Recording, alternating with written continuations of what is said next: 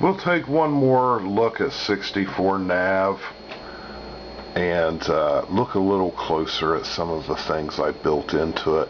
This little desktop so-called area is kind of blank and kind of empty looking. I'm hoping to one of these days think of some interesting things to put here. Just because I had a cool looking icon and I wanted to use it, I created a way to boot whatever your active drive is. And then we have the way to exit back to basic here too. Our active path, I mentioned this in the first video but didn't really show it a real good example of it, how you can hover over the individual parts of the path and you can go directly to those parts of the path. Let's load in a little bit of a longer path to get a better example of what I'm talking about. Big directory. So let's open up one of these D64s. Okay, that's a little bigger. And you can see, you can highlight it and you can click to navigate straight to that. So instead of having to get in here and click up to get all the way back, we can just click right on the part of the path I want to go to and it'll take me straight to that part of my hard drive, that path on my hard drive. So that's kind of a neat feature. I copied that. Windows Vista was brand new at the time, and that's sort of the way the Explorer bar works on Windows Vista. You can click on just a certain part of the path and go straight to that. So I'll continue just to kind of surf around here. Let me show you how you can also jump right to your DOS drives on your PC. A is my floppy disk drive. C, if we want to go take a look at the C drive, it has DOS and 64HDD and that sort of thing on it. My D drive is where I have all of my Commodore things, you know. I've got those split up into directories for the 128 and for the VIC-20 and for the 64. Kind of interesting how I would like to say that I did this on purpose, but it just happened to work out this way. The fonts that I chose turn out to display GEOS directories pretty well. I don't do anything with them. I mean, if I would try to copy files or anything like that, it would be a disaster, but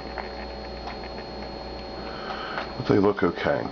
Let's take a look at one more thing. This was kind of an afterthought almost. The idea of a buffer for our directories.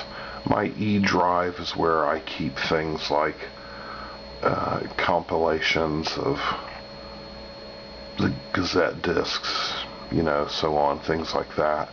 So let's give you an example of how this buffer comes in kind of handy. We'll drill down through these directories until we get to a big directory of D64s.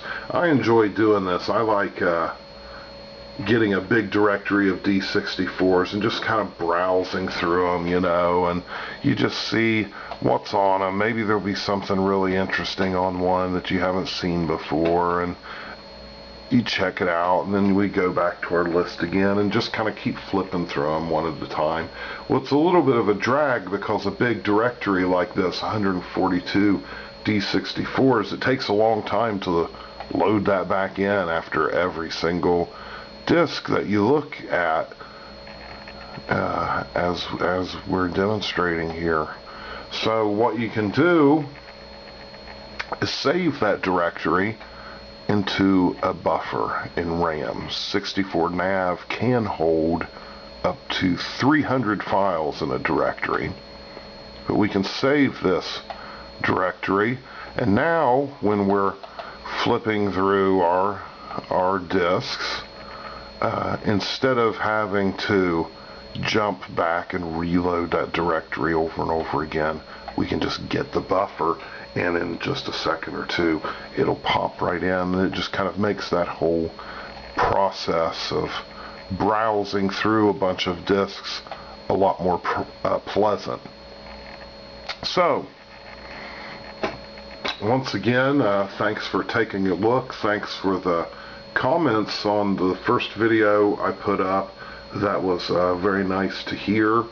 And I think I might make a few more of these. This has been kind of fun to show off my system a little bit when, like I said, I realized not very many people have this kind of setup anymore to really share in it.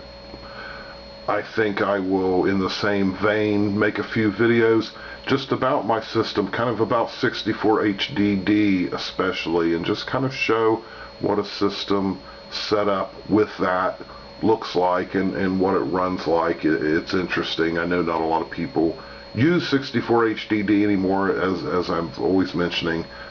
So also I find that people don't really know a whole lot about it either, and the kind of interesting things that it can do. So I think maybe that's what I'll do next. So thanks again. Have a great day.